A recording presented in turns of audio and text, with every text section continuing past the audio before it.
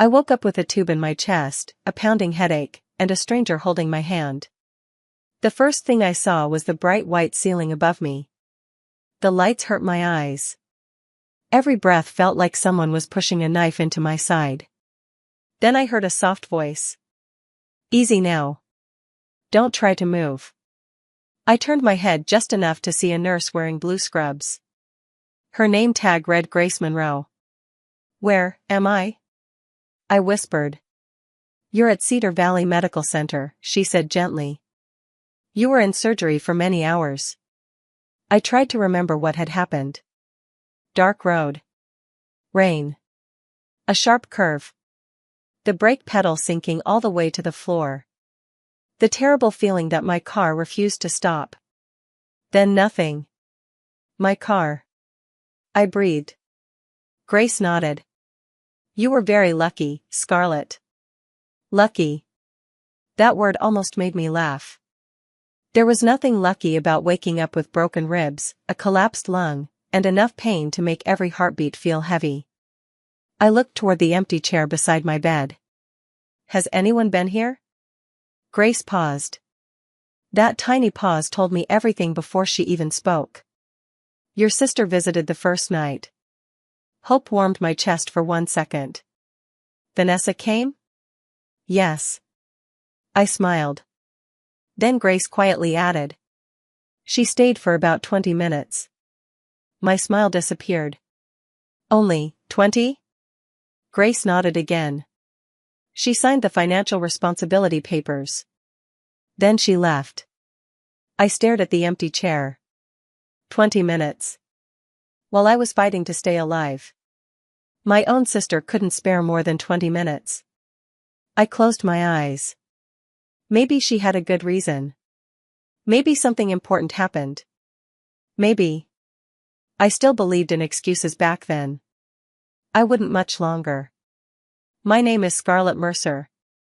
I'm 29 years old.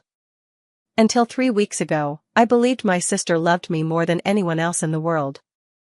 Now I know she almost made sure I never opened my eyes again. This is the story of how the person I trusted most tried to steal my future. And how the truth finally caught up with her. But before I tell you about that, I need to take you back to the night everything changed. It was a cold Thursday evening. I had just finished a long shift at the Cedar Valley Children's Clinic. The waiting room had been full all day. Crying babies. Worried parents. Sick children.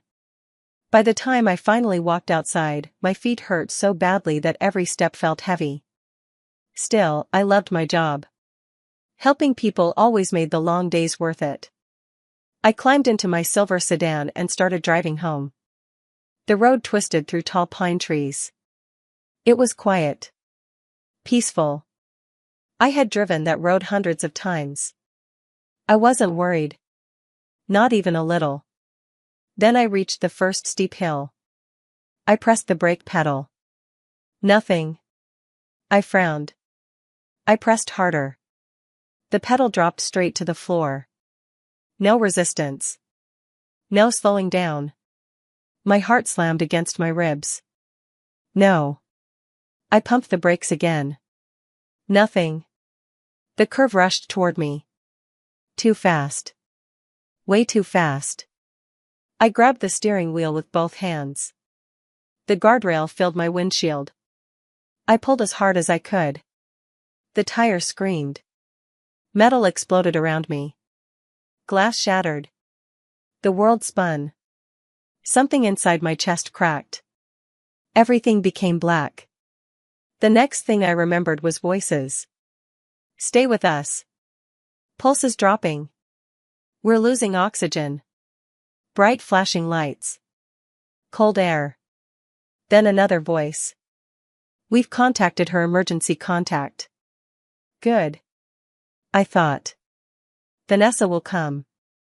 Everything will be okay. Those were the last hopeful thoughts I had before surgery. 36 hours later.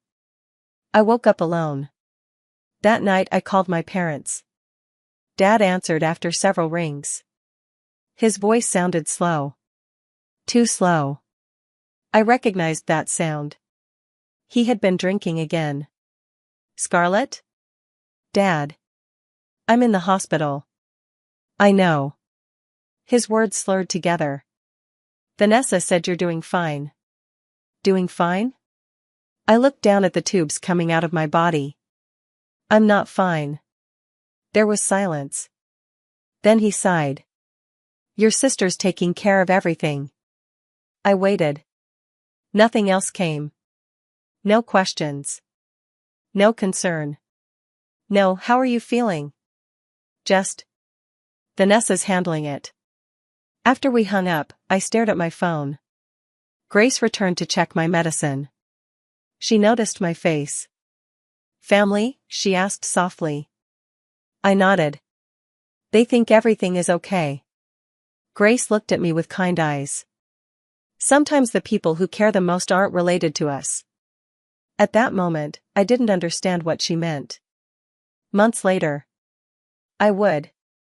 Vanessa and I hadn't always been like this. Growing up, she was my hero.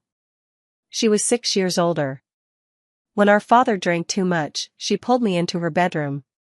When Mom cried in the kitchen, Vanessa distracted me with old movies. When I was scared during thunderstorms, she let me sleep in her room. She protected me. She defended me. She promised she'd always be there. I believed every word. But there was something else about Vanessa. Something I didn't notice until I became an adult. Every kind thing she did came with an invisible bill. I gave up so much for you. I always looked after you. You owe me. She never said it in an angry voice. She smiled when she said it. That somehow made it worse. Little by little, I started believing I would spend my whole life paying her back. 5 years earlier, Vanessa married Preston Hayes. Everyone thought he was charming. Expensive suits. Perfect smile. Big dreams. He owned a growing construction company. Together they bought a beautiful house on Willow Crest Drive. Every picture they posted online looked perfect. Fancy vacations. Holiday parties. Luxury cars. People envied them. I did too. Our grandmother, Eleanor Mercer, didn't. One afternoon, just weeks before she passed away, she held my hand. Her voice was weak. But her eyes were sharp. Scarlett. Yes, Grandma? She squeezed my fingers. Your sister loves looking successful. I smiled. She works hard. Grandma slowly shook her head. No.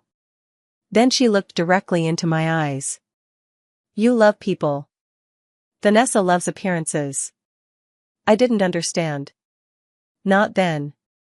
3 days after my surgery, someone knocked gently on my hospital door. It was Mason Carter. We had gone to college together years ago. Now he owned a small repair shop outside town. He walked in carrying a paper bag. I brought your favorite cinnamon rolls. I smiled for the first time since waking up.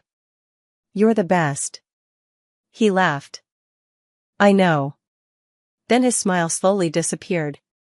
I need to tell you something. My stomach tightened. What? I looked at your car. I blinked. Insurance asked me to inspect it. He hesitated. The accident wasn't normal. What do you mean? He pulled out his phone.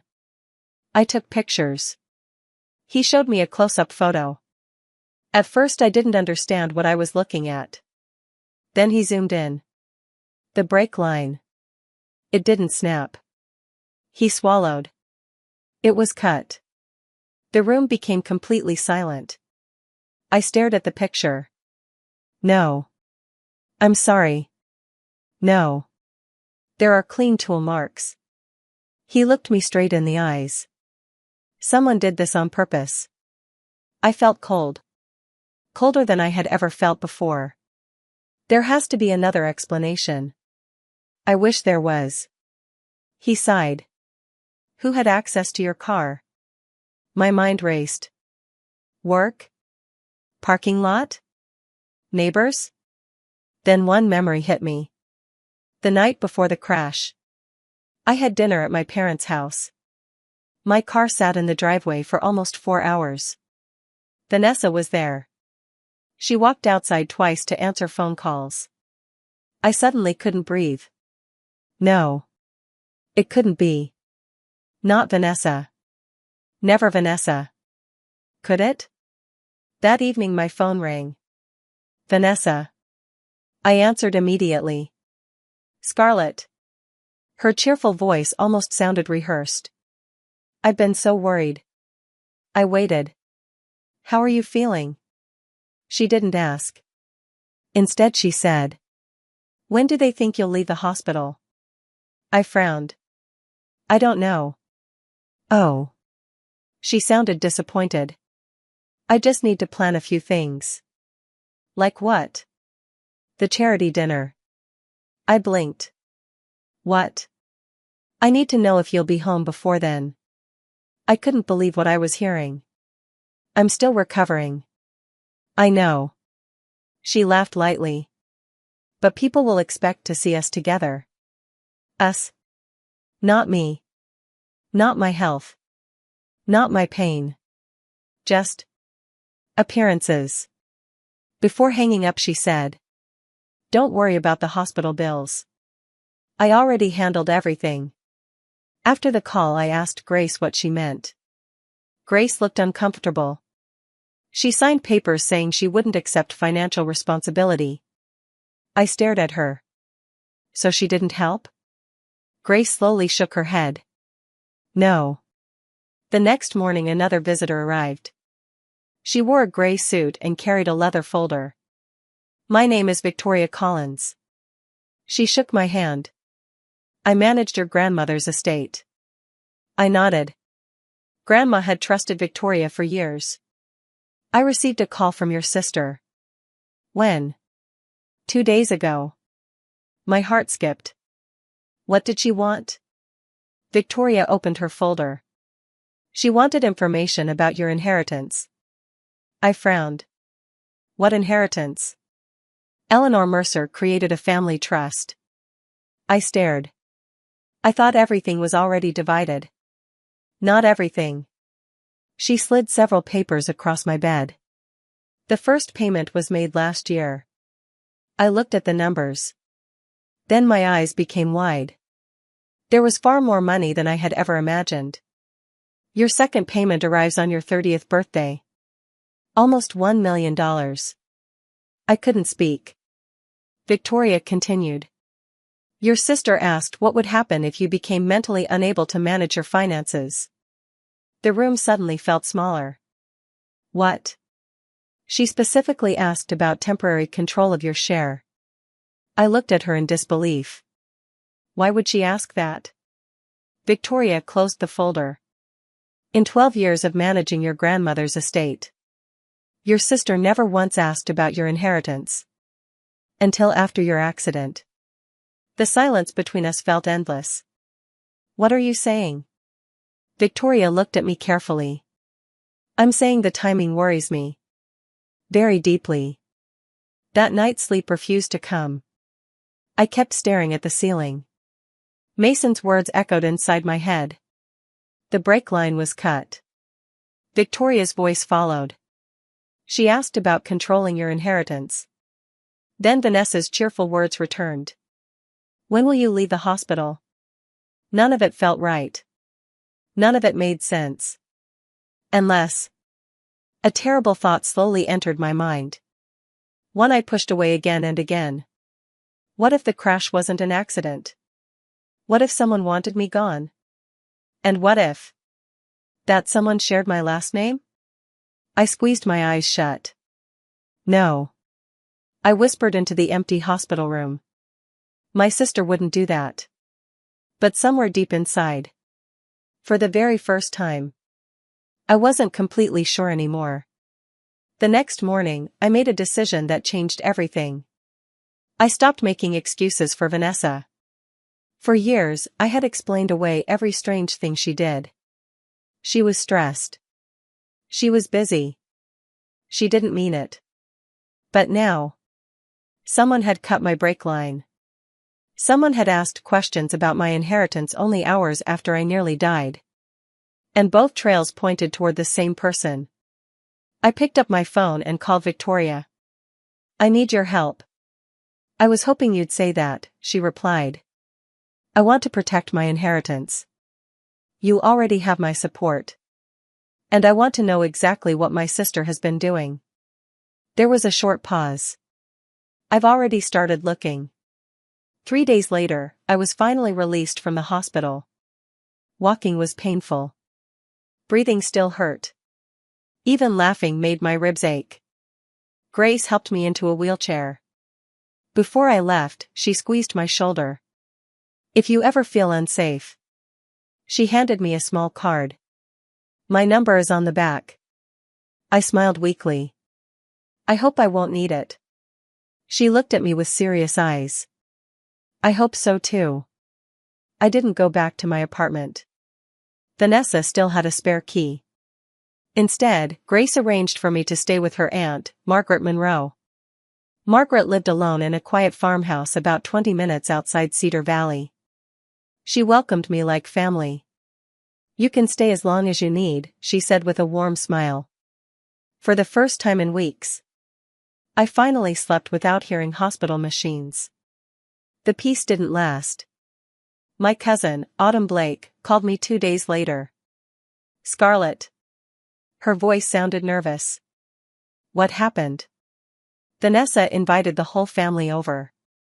I stayed quiet. She cried. I almost laughed. "About what?" "She told everyone you're pushing the family away." I closed my eyes. "She said she's been trying to help you, but you're acting confused and angry since the accident." My stomach twisted. "Did anyone question her?" "No." Autumn sighed. "They all hugged her." I stared through the farmhouse window. Outside, birds landed on an old wooden fence. Inside, my world kept falling apart. "There was something else," Autumn whispered. "What?" "Vanessa called your clinic." My heart skipped. "Why?" "She asked about medical leave." I sat up straight. "She also asked what happens if an employee becomes mentally unstable." Everything suddenly made sense. She wasn't just trying to control my inheritance. She was trying to convince everyone I couldn't control my own life. That evening, Victoria arrived with another visitor. A tall man in a dark jacket stepped inside. "I'm Samuel Brooks." He offered his hand. "Private investigator." We sat around Margaret's kitchen table.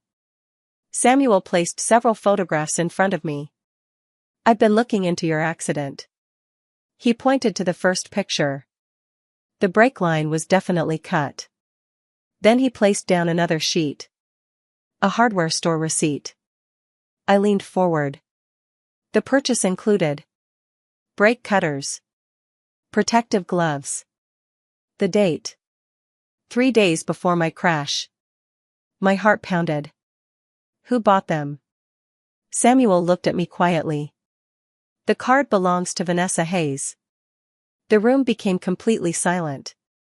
Margaret slowly sat down beside me. Victoria opened another folder. We also located security footage. She slid over a printed image. A blurry figure walked toward the driveway outside my parents' house late that night. The face couldn't be seen. But the height, the coat, the hairstyle, everything matched Vanessa.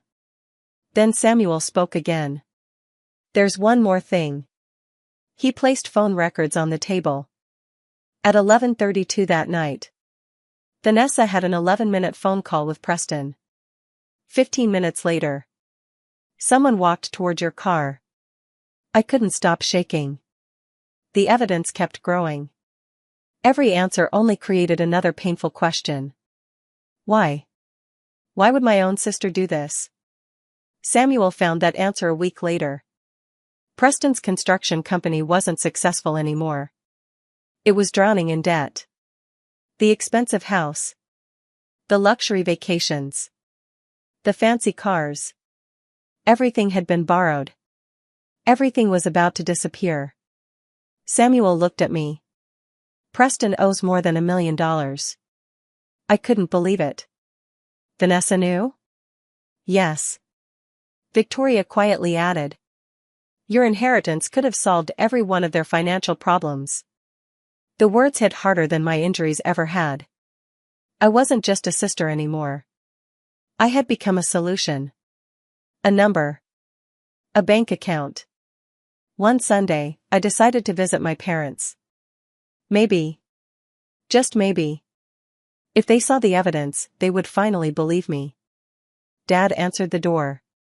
He looked surprised. Mom came from the kitchen. Neither of them hugged me. I laid several papers across the dining table. The break report. The hardware receipt. The security photo. The phone records. I'm not asking you to choose sides. I looked at both of them. I'm asking you to read. Dad barely glanced down. Vanessa already explained. I stared at him. She explained what? That you're confused after the accident. I couldn't believe my ears. Mom finally spoke. Your sister said people have been filling your head with stories. I felt tears burn my eyes. You think I invented this? Dad pushed the papers away. I trust Vanessa. That sentence hurt more than broken ribs. I picked up every document. I almost died. Neither of them answered. I walked out without saying goodbye. As I sat inside my car, tears rolled down my face. Not because my sister betrayed me. Because my parents had chosen not to see the truth. Weeks passed. My body slowly healed. My heart didn't. Victoria built a thick file containing every piece of evidence. Samuel continued investigating. Then one afternoon he smiled for the first time. We found something important. He explained that Preston had secretly met with a divorce lawyer. 3 times. He plans to leave Vanessa. I blinked. She doesn't know?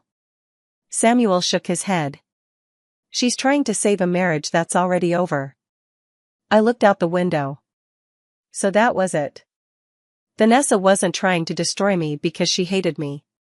She was terrified of losing the life she had built. Sadly, she was willing to sacrifice mine to save hers. One evening Victoria called.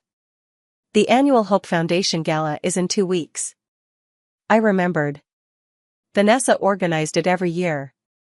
Hundreds of people attended. Business owners. Community leaders. Friends. It was her favorite night. Victoria spoke calmly. She'll be there. So will we. During the next 2 weeks, Samuel uncovered even more proof. Every document was copied. Every photograph was organized. Every phone record was verified. Finally, Victoria placed everything into one large folder. She smiled. The truth is ready. The night of the gala arrived. I wore a simple dark blue dress. Nothing expensive. Nothing flashy. Margaret hugged me before I left. You don't need to fight. You only need the truth. I smiled. She was right. The ballroom sparkled with lights. Music floated through the air. People laughed. Waiters carried trays of food. Vanessa stood near the entrance wearing a beautiful red gown. She looked perfect. Until she saw me. For just 1 second. Her smile disappeared. Then it returned. Scarlett. She hurried over and hugged me. I was so worried. I quietly whispered. We need to talk after your speech. I felt her body become stiff. Only for a moment. Then she smiled again. Of course. Soon Vanessa stepped onto the stage. She thanked everyone for coming. People applauded. Then she spoke about family. She even mentioned my accident. Our family stayed strong through difficult times. I looked around the room. Grace sat near the back. Victoria sat quietly beside Samuel. Autumn gave me a small encouraging smile. Vanessa continued. I spent every day beside my sister in the hospital. Grace slowly lowered her glass onto the table. She knew that was a lie. I did too. After the speech ended, I walked into a quiet lounge beside the ballroom. Vanessa followed. I handed her a thick envelope. Read it. She frowned. Then she opened it. As her eyes moved down the pages, the color drained from her face. The break report. The receipt. The security footage. The phone records. Her questions about my inheritance. Everything. Her hands began shaking. You've been spying on me. I calmly answered. No. I've been protecting myself. She looked terrified. You can't prove anything. The police have the same evidence. She froze. I took one slow breath. You have one chance. Tell the truth. She stared at me. Then she rushed out of the room. She didn't walk back into the ballroom. She exploded. My sister is lying. Her voice echoed through the hall. She's trying to destroy me. Every conversation stopped. Nearly 200 guests turned toward us. I remained silent. Victoria slowly stood. She walked beside me. My name is Victoria Collins. She faced the crowd. I represent Eleanor Mercer's estate. Everything inside this investigation has been verified. Silence filled the room. Vanessa looked toward Preston. Say something. Preston didn't move. He looked down at the floor. Then Grace stood. I cared for Scarlett in the hospital. Her voice was calm. Vanessa visited exactly once. For 20 minutes. I personally signed her out.